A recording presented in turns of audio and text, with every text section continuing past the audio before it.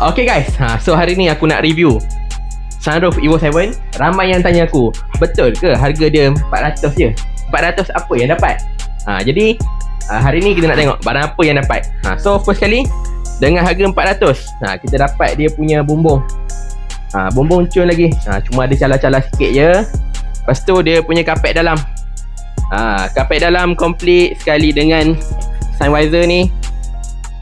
Siap ada cermin lagi. Kiri kanan lampu, skru, tu ada wiring sikit. Lepas tu ni dia punya sunroof.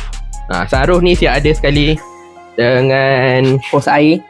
Okay, so jom kita test, tengok barang ni function ke tak function. Okay, untuk sunroof ni ECU kita dah buang, so kita jalan guna switch power window lah. Okay, tengok dia function ke tak function. Okay, ni buka. Dia slow sikit sebabkan bateri lah, bateri tak berkuat.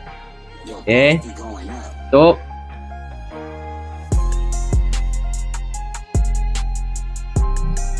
Tutup. Okay, congek. Congek guys. Memang belanja. So barang-barang yang ada kat sini lagi masih available. Ada engine. Engine harga 2150. This set gearbox, mana yang nak convert daripada auto pergi ke manual. Ni lah barangnya. Set injection pun ada. Barang-barang kecil pun ada lagi. Kat sini ada side mirror, ada grill, blower, compressor con, dealer. Ni masih available. Door trim Wira dah siap balut. So mana-mana geng Wira yang nak dapatkan barang-barang Wira, boleh roger-roger. Nombor ada dekat description. Okay, luncur.